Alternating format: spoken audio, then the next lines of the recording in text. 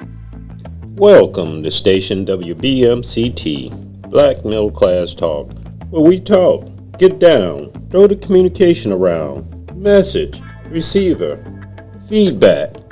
Let's get it on. Your host, CC, and your co-host, EB. Let's talk, communicate.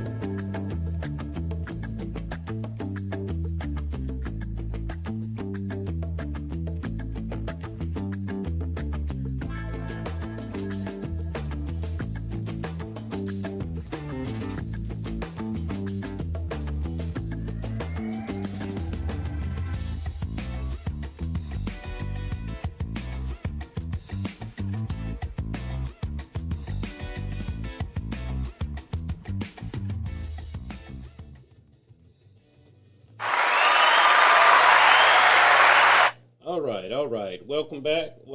Another week, another discussion. As always, every week we welcome to Station WBMCT, Black Middle Class Talk.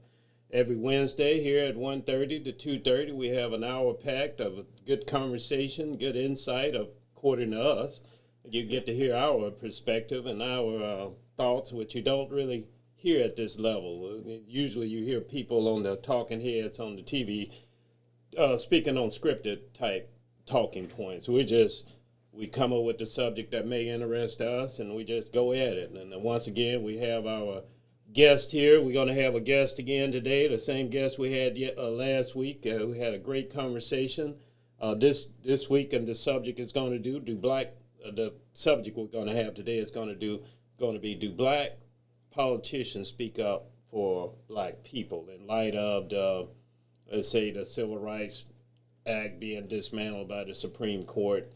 We don't. I don't know if it's going to make any difference, but that's the conversation. I personally don't get it that where we lose at, but that's for debate. But we'll see. That's the subject of the day. And as always, we have four parts to our show. We have the intro, which is usually domestic news and international news, and then we follow up with the topic of the day, which we're going to reverse we're going to have the topic of the day. We're going to have that at the first, and then we're going to talk about international news, domestic news in the second quarter of the hour, and then the subject matter is going to be politics, and then at the end we have a little highlight, a little fun with the entertainment, whatever it may be of the day. Basketball season right now, and the subject is the NBA fluff, and that's our entertainment subject today, because I think the NBA ain't what it used to be as far as the toughness, but that's debatable. And so, but we just continue with our subject of the day. Do black politicians represent black people? I'll just say up front, I'm not won over by the black politicians today. I think they just fall in line with the rest of them. But that's my opinion. But I not that I'm right, but I got a voice, and that's in my experience with politicians, and I have experience with black politicians, and it hasn't been any benefit to me when I personally went to them and asked for assistance, which it was basically an email from a Department of Human Rights head person, the director of the Department of Human Rights, and the black politicians wouldn't even give me the email. They were avoiding me like the plague. And it was just an email. Yeah, and that's all I was asking for, because it should have been public anyway. He's a public official.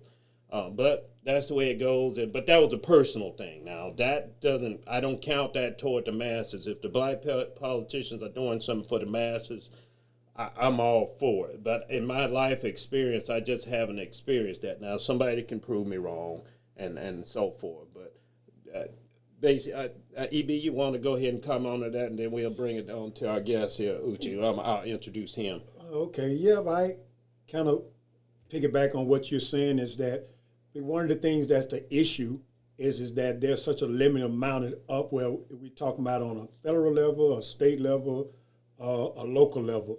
You know, it all depends on where you're located and how it is that what is transpiring with that particular politician. And for like, how do you feel that that's coming close to you? So I kind of marry up to you close And the fact is that I sometimes feel is that a lot of the black politicians that get in there often, but then again, it determines on whether it's a majority black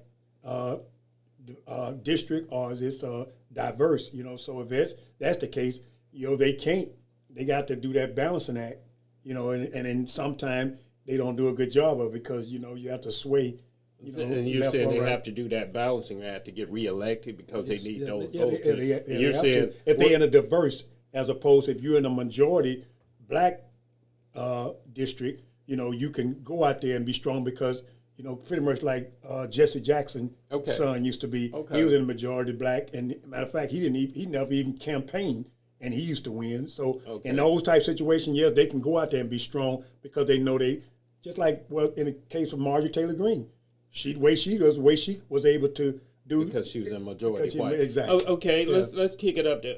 Uchi, and as I didn't get to properly introduce you there, but Uchi is from his website is 1865 free money, right? Uchi, I got it right. That's correct. And Uchi was our guest. freemoney.com.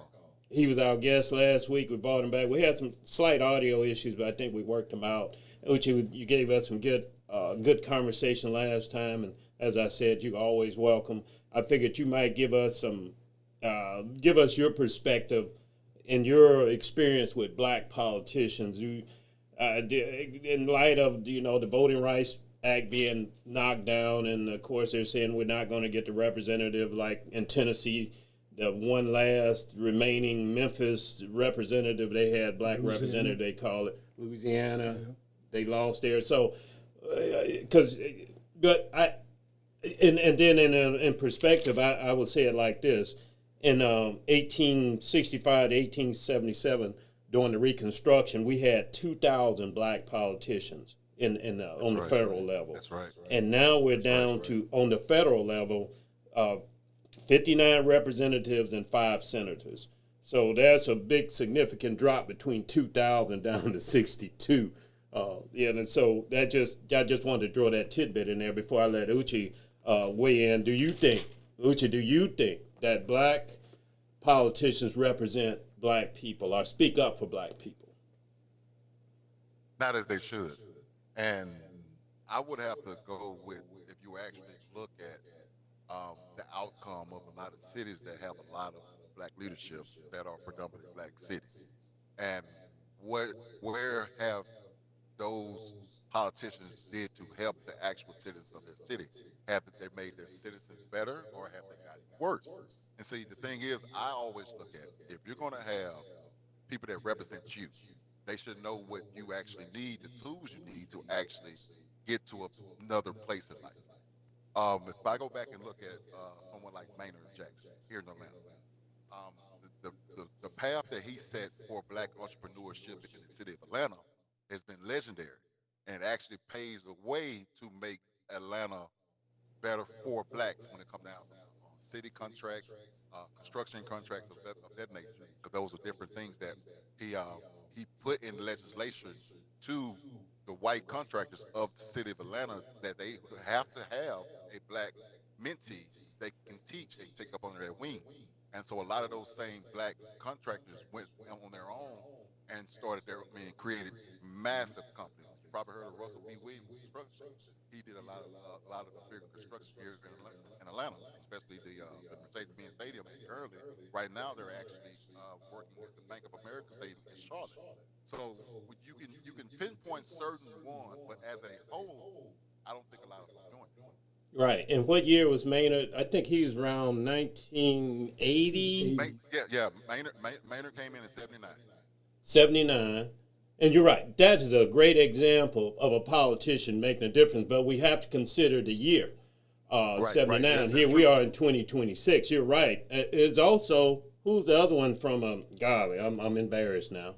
I'm embarrassed.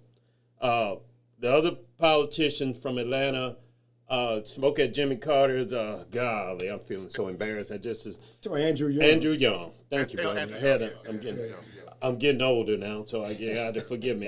And if somebody was listening, I feel embarrassed about that because he's a superstar.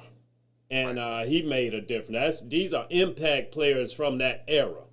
So we got a good format of that era. We probably could put one or two more in there, but those are two good examples of the impact. And one thing you pointed out was the way Mayor Maynard, the way he employed the contractors. Right. And see, because when that's another, even to this day, we have no bid contracts going on today, and that gets people shut out.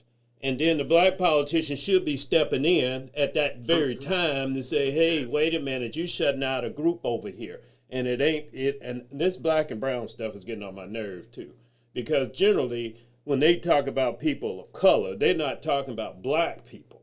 To me, we get filtered in where we shouldn't be filtered in. We should be a group in ourselves, considering all the damage we've been through. And so I'm glad you brought up that example. And because that's jobs, right? That's what you were speaking to, jobs, right? Yes. All right. And create a path. You know, when we have a separation between the two, find ways to kind of even that separation out in some ways. You know, give certain advantages to people who has been disadvantaged. Now swing back to you, EB. You brought up something else about basically. I think you were saying that they have to appease the black politicians if they're in a mixed district. I'm trying to summarize that they have to appease the white voters, right? Is that what you were saying? Or they wouldn't get reelected? Well, Is that what you're saying? They have to do a balancing act because okay, wait a minute. I get that. Okay. But you're saying if they spoke, let's say the reparations, you're saying that wouldn't go over well with the masses, right? Because that's a specific thing that deals with black people. You're saying that white. I'm just trying to make that. No, what I'm saying and what I was alluding to is that for them, if they are elected in a district that is diverse, they have to cover all those folks in that district, as opposed to if it was majority black. So if it was majority black, they run totally with the black agenda. But when they have a misdiverse, they got to cover all, because what you're saying is that the voter was standing back with, hell, I voted for him, but everything that he's speaking about is for this group of people. So that's why I'm saying walking that fine line as far as like you got to make sure that everybody gets something. Everybody gets something. Everything. Let's take the everything out.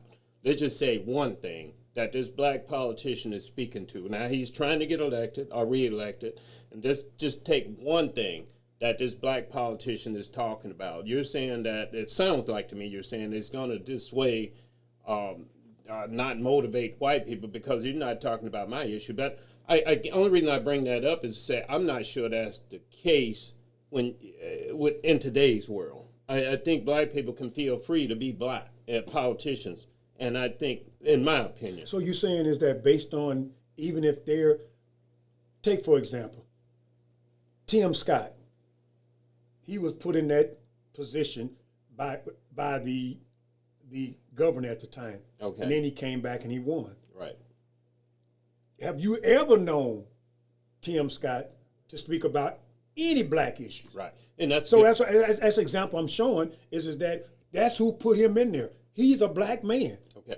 And that's a good point. Excellent point. That's an excellent point. His constituents appear to me to be white. Am I wrong? Yes. Right. He's in the area he's from. Okay, but okay, but that. But I'm saying, but see, and then you got to realize how these people get there. We can also go to the point of Obama.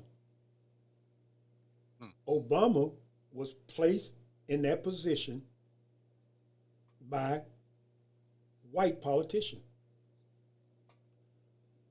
You agree or not? And the reason why I say that, if you look at all the things that happened for him coming up there, you remember, like, what's his name?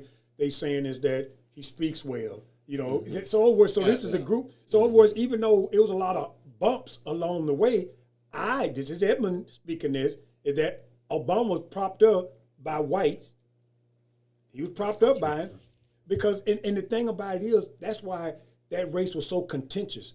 Okay. Because at that time, at that time is that no matter whether it was, well, I guess I'll back up on that. And I know what I was going to say.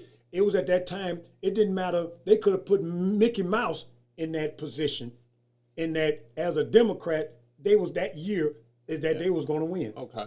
So Obama, That's why Obama, to you, he didn't speak to black issues because he was put there by white no, people. I didn't. No, I use Obama as an example as far as like how he was put up Right, in that but position did by he white. speak? But the question, yeah, the he spoke. He subject spoke. is- He spoke to black issues, but then again, a lot of people feel that he didn't. Like we had this conversation before, when Obama got in office, he had the Senate and he had Congress, and he had the opportunity to push the Voting Rights Act through. He didn't. He didn't even bring it up. Okay, so he You didn't. see- so what I'm saying is, so in other words, that's why I'm saying is that you have to balance that, and they tell you, like, pick your fights. Yeah. And Uchi, so what do you think about that? I got a question. Go ahead. I want to ask. So, And we're going to take a break after you go ahead. okay. Y'all So keep my making your question point. is if they are propped up by the whites to be in that position, and they don't do nothing to help blacks to benefit, what is the point of even being there? I would agree. All right, You know, we got excited when he became president. Like you say, a lot of people say in their lifetime they'll never saw it. You know, me as a black man, I was excited by it as well. But then again, that was nothing that was gained from that, because you have a lot of blacks that say that Obama hurt blacks more than he helped them. That's true. all right. Uchi, I know that 15 minutes went by pretty quick. You want to hang on because the next is going to go into politics. Well, actually, just hang on, Moochie. We actually the subject is going to be politics and off our board, but we were going to go into international news and domestic news. Let's hold y'all. We just go to politics in the next section. After that, hold on, Uchi, and I'm gonna come back to you, and you can continue what that question is, because that question was very good. Okay. Yeah, take a break. We'll be right back.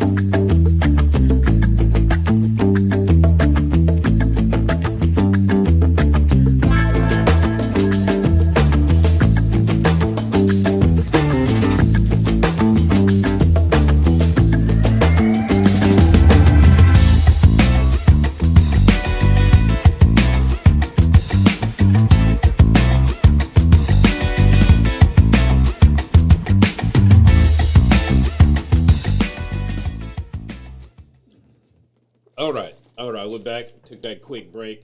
Uchi, before we went on the break, you asked a question.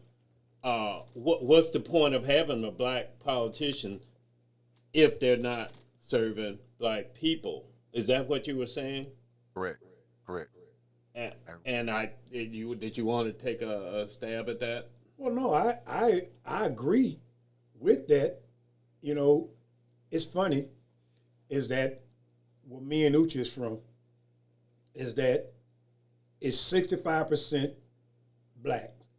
Yes. And they had a list of, like, if I'm not mistaken, 5 black mayors in a row. Because like I say, if by chance, 5 in a row. This last one that came up is that the one guy that was in office, he was trying to run it for Congress. Okay, so blah, blah. So now they have a Republican that's in there, and he's getting ready to run again, and it looks like that he's going to win again. Okay. It's because but he's not serving black people. Well, I can't say that. His family just paid for the those 8 kids that got killed. He has. Eight kids got killed. That's a good humanitarian thing. I get that. But I'm saying, but it works. You know what I'm saying? Okay. I'm not saying that it's not sincere. I'm just saying that. But that's, you know, and I've had family members that saying that they going to vote for. Okay. So, so are we? Wow. So now, the question the is, next question I was going to ask was, do black politicians serve black people or speak to black issues? And I think the consensus here, I don't know about you, Uchi, I mean, was that a yes or no? They do? They, you said, do black politicians speak to black issues? No. Okay, no, and you had a no? I have Right. a no. And I got to know. I mean, that's a small we just a small group. So Well, the consensus is on this show between us that it's a no. And now you kind of went to another issue of on the humanitarian side, which worked for the white politician. If a black politician did that, would we feel like he's or she is representing black people because he paid for a black funeral of 8 kids? Is that representation? I'm saying now that's on your personal money, your personal time. I'm happy for you. You're a good, steward of, Good humanitarian. humanitarian. Right. But I'm talking about in your capacity as a public official.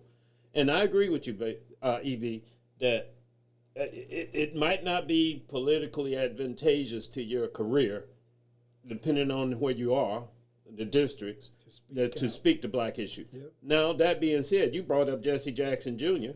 Now, and you said that he didn't even have to, speak to black issues to get elected. But I'm saying, but like you said, he was sent up there as a product of a black community, and I'm just saying is that that's why probably one of the reasons why he got in trouble is that because all that campaign money he got, he never spent it. Mm-hmm. Because he didn't have to. And guess what? Every time he used to win by a majority. Right. But again, we also got to start saying, do black politicians speak to black people? And then we got to ask ourselves the question: are we sending the best person up, be it black or white? Right. Are we sending the best person up? Go ahead. I have a question. Go ahead, brother. And see, Go ahead, it's on that subject line because the thing is, if 85% of blacks vote Democrat, and that's something that's going to happen without campaign, just like you said, Jesse Jackson didn't even campaign a lot of times. So if we as a whole are going to vote one way, how do we demand anything if we don't have or create voting power? Good question. Oh, You want to address it? no, go ahead. Because I was getting ready to go there. Because Go ahead. I was following, because what you said, I didn't really too much agree with it, because I was going with the point of we have to demand these things too. We have to hold them accountable. We have to push them. Hold. Once you vote them, you can't go and hide and say, hey, I know you're a righteous person. You're going to do right by us. I don't have to worry about it. I'm saying that's a mistake. Now, Uchi, going back to, go ahead and address Uchi. Guys, I was kind of. No, you say the base is that's a question, and I know what that's leaning to. That's leaning to. I know it's a setup. I know it's a setup. Is because he's saying if that is the case, and our voting power, why is it that we give our power, and that right there is a lean into Democrats and Republicans. No, I mean, say it plain, though. It's Democrat. Go ahead and explain it. What you're saying. It's Democrat and Republic. It's because in the Democrats, the black vote is a guarantee, and it ain't something they got to work for. Okay. Yeah. Right, So that power base. So in other words, I ain't got to go to that area because that's already in my pocket because of the fact it's association, black Democrat. They're not separated. So so you're saying being accountable to it. You're right. We have to hold them accountable, but do we? Mm-hmm. The answer is, in my eyes again, is no. We do not hold, and that's why I say I stand on top of that mountain, and I would still say the first thing that should have been pushed forward in Obama's administration was the Voting Rights Act. That's the first thing that had to become law, but it didn't. Okay. And now here we are in 2026 having the same conversation, and now we put it in position that the Supreme Court then watered it down. It just words on paper. So you're saying the Supreme Court decision, you're not up in arms about it because that doesn't make a difference with black people or not? What the Supreme Court did was basically what I can get out of it broke down the last part of the Civil Rights Act that prohibited, let's say, districting based on race. Majority race black districts. Race-based, yes. Right, yeah. You wrote the right to districts based on representation and race, right? Right. They took that down, say, hey, we're all one now, and racism is over. You're saying that decision, did that decision make a difference, Uchi? Did that decision, civil rights being dismantled at the end here, does that make a difference with black people? Like Memphis, for instance, I said they only had one out of the whole state. You only had one district anyway. But see, I would say this, and see, this is, I'm of course I have a different outlook on it. I'm gonna say it just like this. In that Tennessee district, they say the majority black district, it was a old white man that ran that district. But now with the dismantle of it, you have a black Republican woman that's actually might get an opportunity to actually win. So my question is it black representation or is it Democratic representation that they're actually looking for when it comes down to when they say it's a problem? Because if I bring up like Wesley Hunt, you say Tim Scott doesn't really represent blacks, but 27% of black people, South Carolina is only 27% black people, so his whole state is majority white. So he represents the whole state. So he sits on the fence, but he doesn't represent black. I give you that. And we're talking about Tim Scott. Tim Scott. Yeah, Tim Scott in South Carolina. But in certain districts, will the black Republican representation, that's the question, would they represent black people? And the problem is, you don't really know. But right. I'm with you. That's a good example, and that's what I think Base was alluding to, your constituents. And that is an exception. I don't know if I'm talking about a state senator as much as I'm talking about your direct representative, the person you can drive down to their office, knock on their door, which I've done, went into the office, which I've done. You have to make a meeting, set up a appointment just to meet them, and they know they're not doing anything anyway. When I was there, my representative was on the other side of the wall listening to my issue, right? Wouldn't even come out from behind the door, which is fine. But no, it wasn't fine. It was terrible. And that's where I'm at right now. I'm not up in arms about the black representation. I'm glad they're doing it just to highlight that we're at the end of an era. But let's say real quick, what you just said is that he make you have a meeting. That's requirement. That's protocol. So he ain't doing anything different to you than he'll do to anybody else. Well, good. Okay, set me up with a meeting. Yeah, I'm saying which I didn't get. Oh, that's all I'm saying. So okay, if that was the protocol, that was why I was down there because I'm on the phone. No, I'm just saying the protocol. You saying is that you went there and they said I got to set up a meeting. I said that's protocol. That's how that you have to meet your. I'm glad you cleared that. I didn't finish that. I didn't even get a meeting. Yeah. And it was just for an email issue I was going through. I mean, even if I'm just saying the meeting should have taken, I'm talking about representatives. These are people that directly affect you. Like all politics is local, so to speak. That's what they say. All politics is local. You deal with your representative. That's your voice in the federal. That's the biggest thing that affects you, correct? Say it again, Ochi. I said has the biggest effect in your daily life is your local representation. That's right. That's what your direct effect on your life, your direct taxes, and you should have and that person speaks for you. Now we have state and we got local, federal and state. State is local.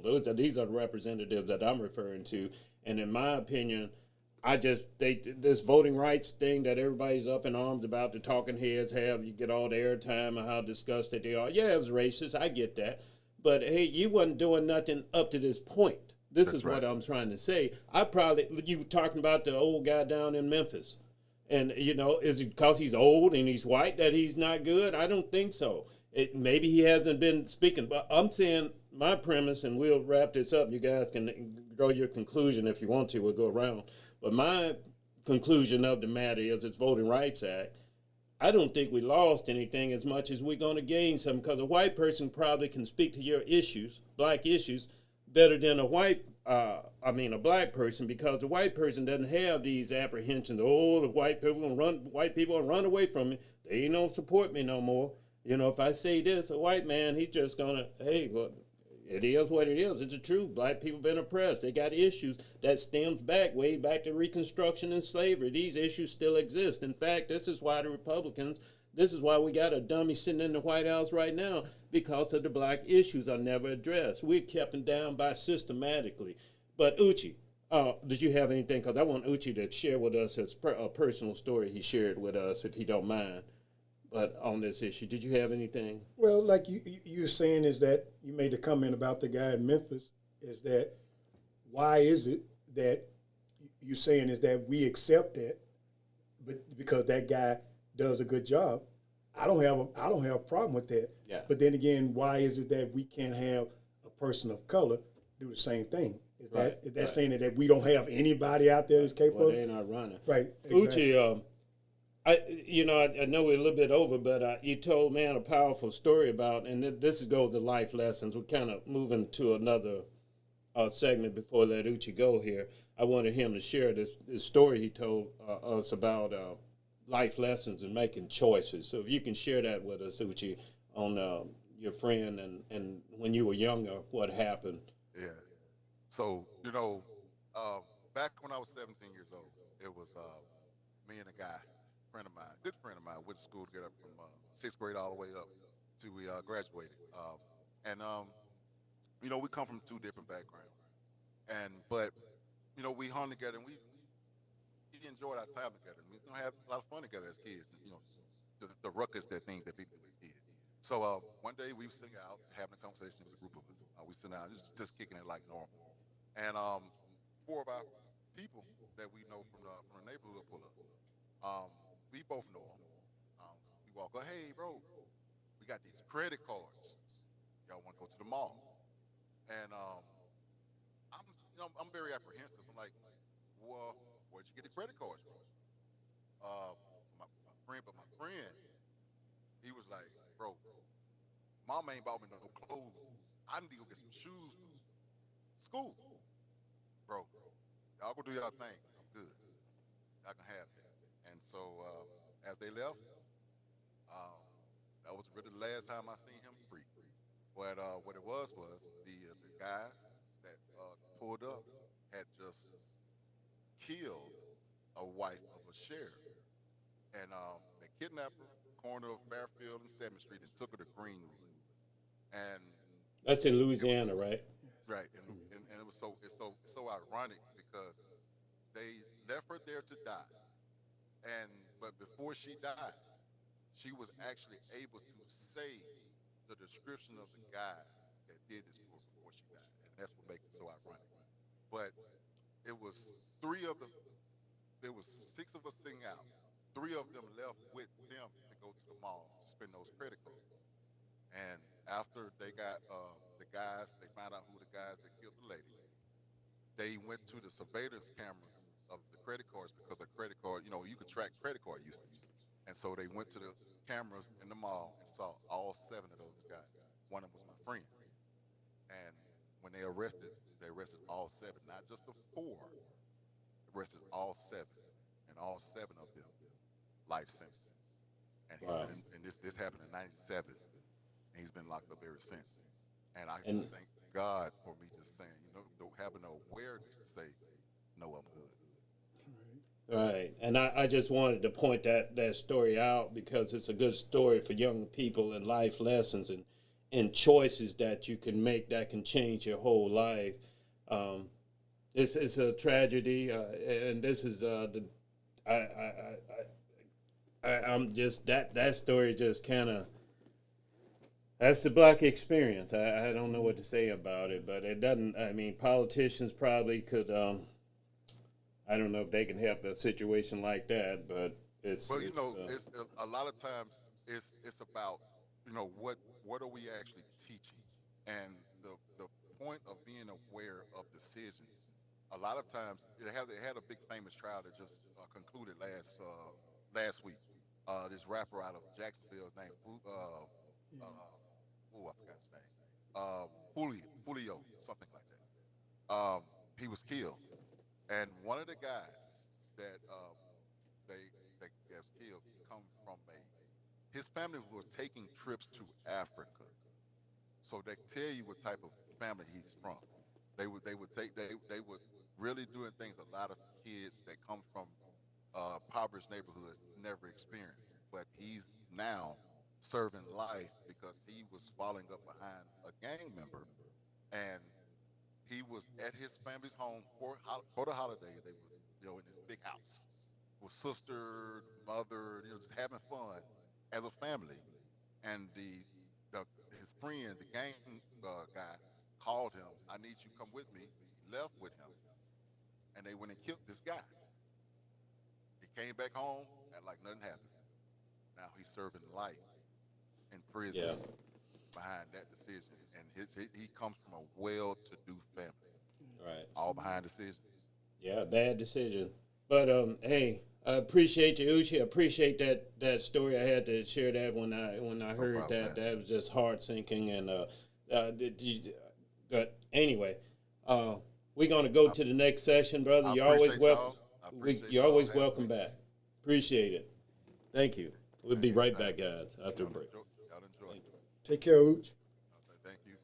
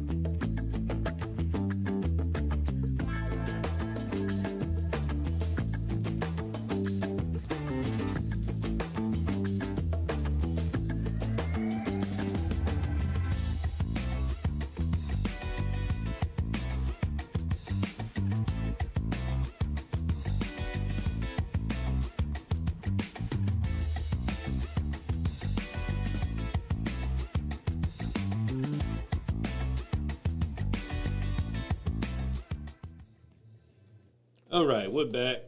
It was a good, another good session with Uchi there. We're always going to have him back. He'd probably be a regular.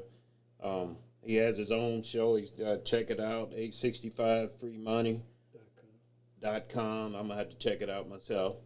And so, to domestic news and international news, brother. What you got for us on domestic? Okay, news? domestic, we have, first of all, we start from the light and go down. First of all, that we have is that Thomas Massey lost his primary last night. And if you are wondering who is Thomas Massey, he's a congressman out of the state of Kentucky. He's a Republican, and he is one that signed off on releasing the Epstein file. So he's been in Trump's crosshair. So he is one, and this would make the second one in less than a week that have lost primaries that Trump had put up against him. The other one is Bill Cassidy from Louisiana. One issue is with both of them, and like I say, I know some of them stood up at times, but their concession speeches is that they're saying things, they said things that should have been said 3 years ago. Now, another thing, I'm sorry, Bill Cassidy voted for Trump to be impeached. So that's why he was in Trump crosshair. And he tried to make up for it and try to become his friend again by voting for Kennedy for Secretary of Health Health, Next, and, health and Human Services. Health and Human Service. The next thing is that they DOJ indicted Raul Castro, the former dictator leader of Cuba, and they have him on charges of murder, extortion.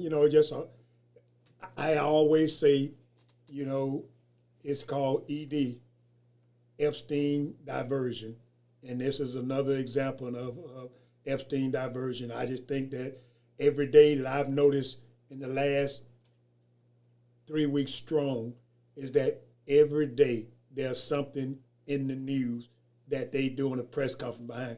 So in other words, they doing the switch and miss. And the last thing I want to bring out is that they have Trump forgave the the lawsuit that he had, $10 billion lawsuit against IRS for his tax information being released.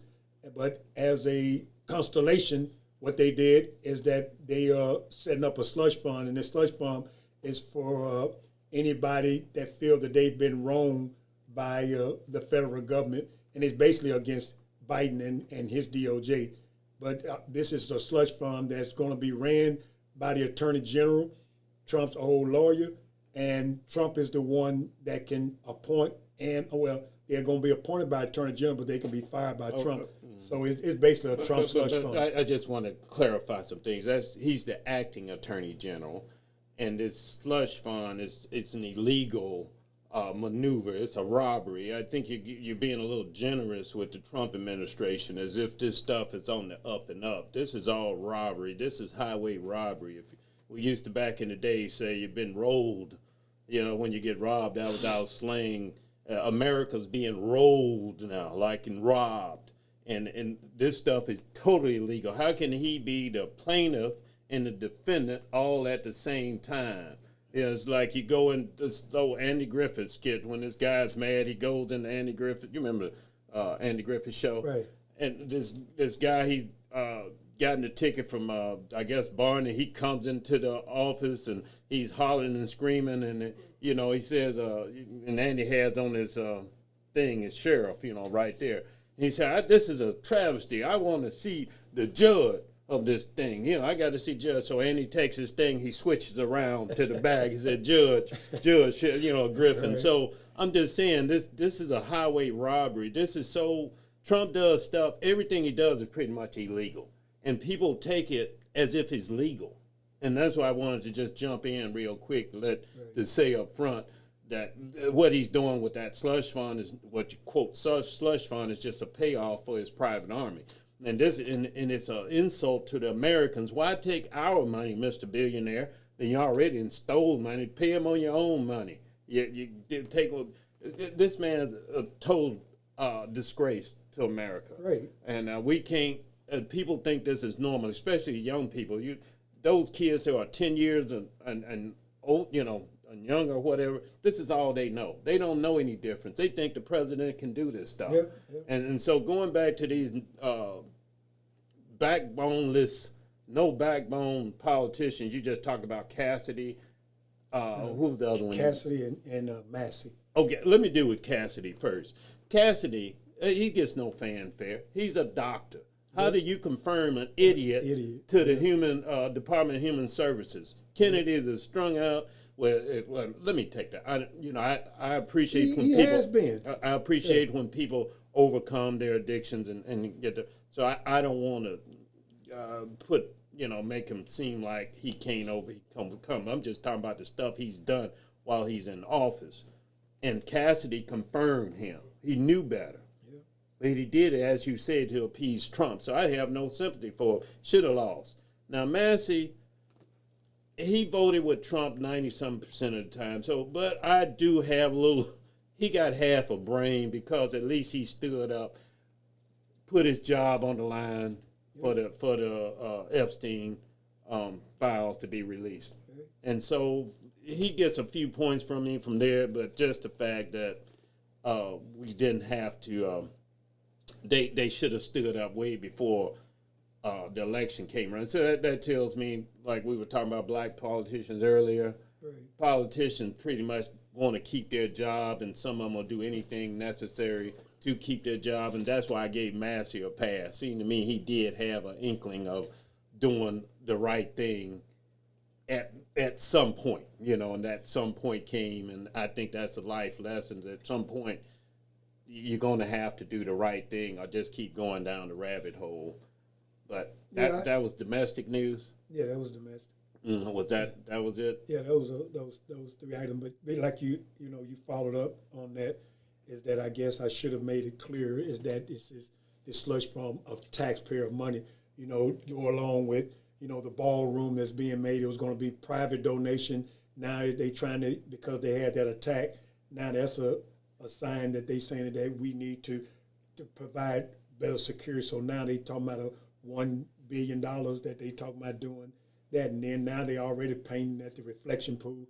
So anyway, it's just another long gone things of Trump. Right, and it tore up half the White House.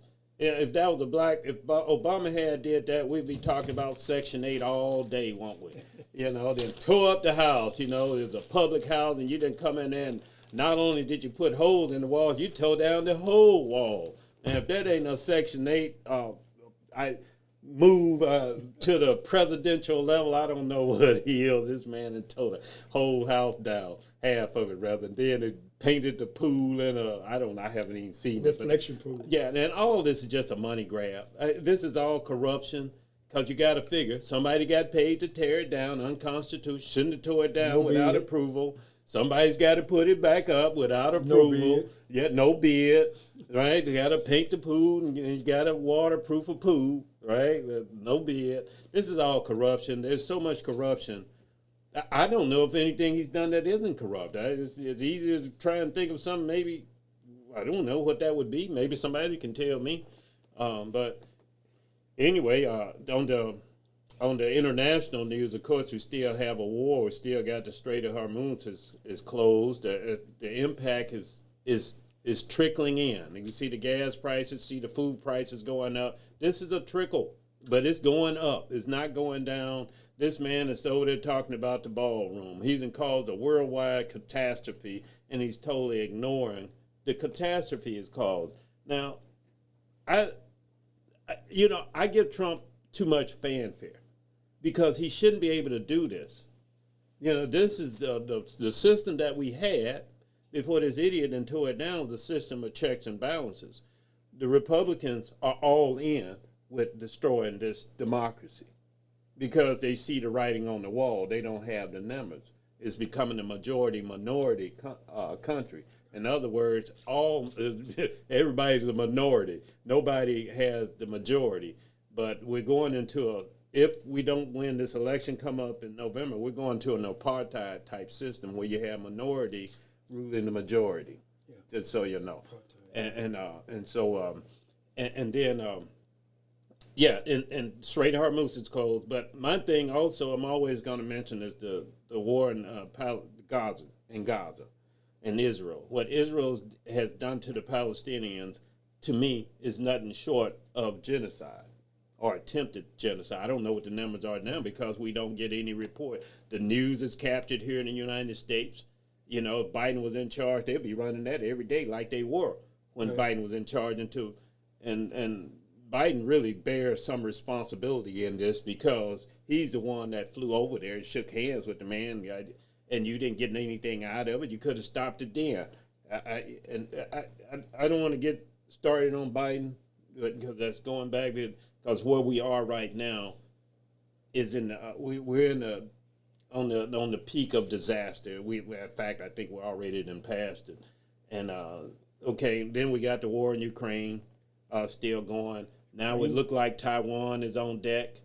He went over. The president of the United States went to China and basically capitulated. Yep. They humiliated him. Yep. I mean, purposely humiliated him, and he didn't even know he was being humiliated. The lady took the pillow out the chair so he could sit lower, look like a little old man, and he's still praising Xi, and Xi ain't got nothing for him. Just humiliated. But I'm saying, look how they started. Xi didn't even meet him at the plane. Right. Yeah. Right, So I'm saying, right. so they started with disrespect from the beginning, Right. because the president, you are going to meet the incoming president. You're going to meet them on the flight line. They don't have to wait till you. Yeah. Yep. But Right. that's just another one example. Yeah, it was just humiliation ongoing. This president stupid has just humiliated and embarrassed the United States over and over again. You're in a war you can't get out of. You basically got our tails whooped because you couldn't get the allies. You didn't know how the game is played.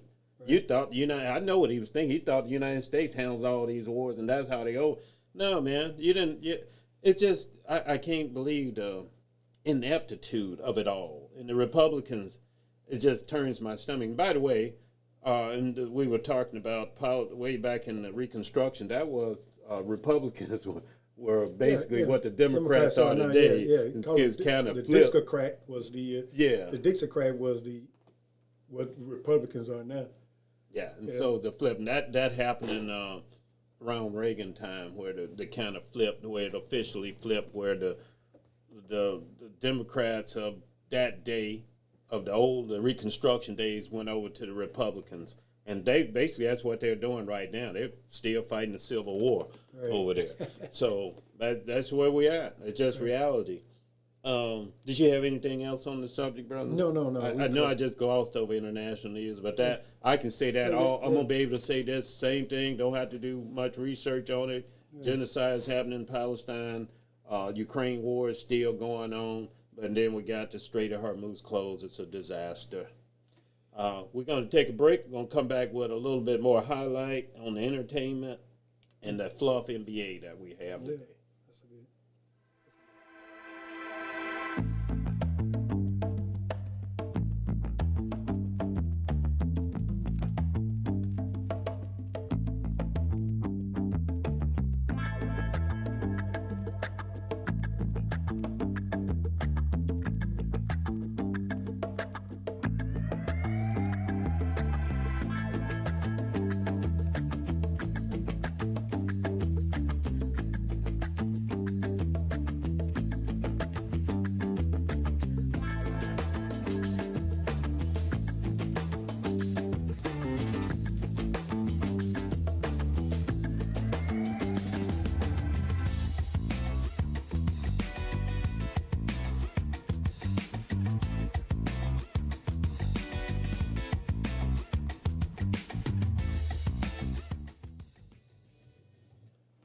All right. We're back with the NBA entertainment. The last session that we have every week, we always ended on entertainment, and today's entertainment, I called it the fluff NBA. And the reason why I called it the fluff NBA is because every time I turn around, there's somebody flopping on the floor, rolling around. They take them out and they back in the next play. I'm like, this is just getting old. And then the 3-pointers got 7'4" shooting 3-pointers. They're hitting them. I get that. But it just, to me, it's not like the game of old where they had strategy. Today's strategy is how many threes I can jack up, and if I shoot more than you, the percentages are I might win. I find no entertainment in that. I'd like a little strategy. I like a little coaching where the players don't have a free reign that, maybe they need to run a play here and now, pass the ball around, pass it to something there. Yeah. That's something strange, Yeah.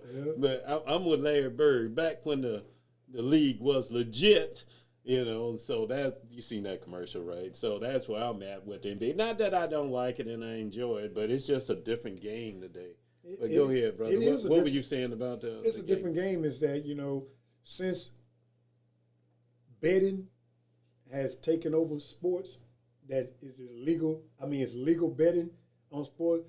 It just, to me, it just seemed like it just a lot of them games. It just and that's on all sports. So you were suspicious. Yeah, I'm suspicious of it. I'm saying because they was up by 21 points. Cleveland was leading by 21 points in the fourth quarter. And then they just went to jacking threes. They wasn't going no inside-outside game like CC was saying. He said he'd like to see something strange like run a play because there's no such thing. They always up on the high side, and then the one guy would sit there and dribble. Now, you say the high side. That's kind of clarify that. Okay. What you mean. The high side's up past the top of the key.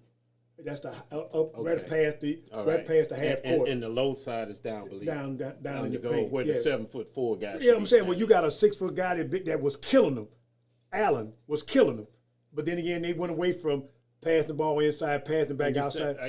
That's for people watching. You say Allen was killing them. He's a center. Okay, let me be more.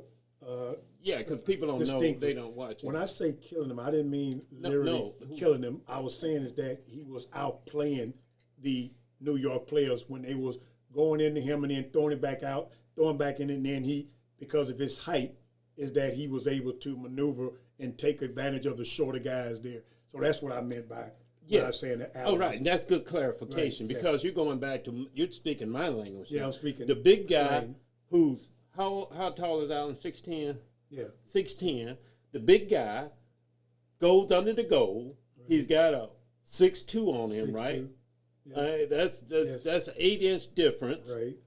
And so the strategy of basketball, it's a tall man's game. You pass the ball to the tall guy, he can And just make turn people around. come to him. Right, but Yeah. basically, but if he's got a 6'3" guy on him, All you you gotta do is turn around. and put it in Right, the basket. right. That's what I'm used to. And if the little guy want to give him a little resistance, He gonna we get a got foul. what they get a mice in the, what they say, a mice in the house or something like that. Oh, They yeah. had a point. And so that's strategy, though. And see, that's the same strategy. example that they and, have. and so you're saying with this game, they were up by 21 21 in the fourth quarter. in the fourth quarter. Cleveland, and the way they got up by 21, the big guy was down there just tearing up the little guys, right? They couldn't handle him, and that exactly. makes sense because he's a big guy. And then so- when they was making them collapse, when they making them go to the inside to try to slow him down, they throw it back out, and the guy was hitting 3-pointers. So Right. it was an inside-outside game. and that's the way. That's strategy. That's strategy. Yeah, exactly. Okay, Try now something tell me different. what went and then wrong. and then in the later after that, it wasn't. It seemed like it wasn't no strategy. Come down, dribble, and then run out of time, and then throw up a 3-pointer. Now, if you were Harding, he could pass to somebody else. Oh, but have get him yeah, a turnover. and of course, Harden is on their He team. don't take no turnover. Yeah, Harden is on that team. I didn't know. So I forgot about it. so that tells you that he gonna do the dribble. Like that game was just suspect, and like I say, and it goes past basketball. Football the exact same way. And then with the technology that's in the game now, when they running those tapes, running those films, is that the referees, we gonna be able to do without referees in a couple of years. Because the fact is that they challenging everything. Oh, I'm I saying? forgot about that Yeah, I'm just saying. fluff But like I say, if a guy missed it, he just missed it. Look at all the years that all these people that have lost championships and all based on a ref call. You know what I'm saying? That goes with the game. The refs are part of the game. Okay. But now you're going to go with technology. You're going to go run that tape back, and then like say you can look at it and you can say it goes over top of a person's hand. If they send direction of the ball don't move, that means he didn't touch. But that don't mean that his skin. But anyway, I digress. Yeah. But that's the fluff part of the game. Like I forgot about that. They want to rewind everything. Sometimes it's not even close. They just want to bail out. Yeah. You don't want to take responsibility. You made a bad shot. Okay. Right. Get up, man. Just take responsibility. Run down the floor. Yeah, Right. you got 50 other more plays coming. Yeah, it's part of the game. But don't try and every time. This game is just so fluff to me. Yeah. And, it is. it just, it just doesn't, that's unappealing to Yep. me. You take the knocks, take the hits, stop shooting threes, go down there and bang a guy around, little guy's in the wrong spot. And when you get a big guy on the outside, wear him out, beat him to the goal. Hey, bye-bye. That's what they're built for. That's the way teams should be built. And it ain't no big man. It ain't no big man game no more. No. It's not. And then because you got big man like Carl Town shooting 3-pointers. Uh-huh. You know what I'm saying? And so but the one that say this now, I'll let it Now, go. what Carl Towns, how tall is he? 6'11". 6'11". But Wemby for San Antonio is that play that you said, that's what they doing. Just throw it anywhere by the goal, anywhere, and he'll touch it. Anywhere, and he'll touch it, and it'll go in. You know what I'm saying? Because I've seen him do that. Yes, exactly. Exactly. I mean, it ain't even a play. But I tell you what, the reason why I feel that these big guys they don't like getting bumped around. I mean, Well, he light. And I think Oklahoma tried to push the issue in the beginning where they did, rough him up a little bit. They put a smaller and man that's on why I forget what series that was where he gave somebody elbow.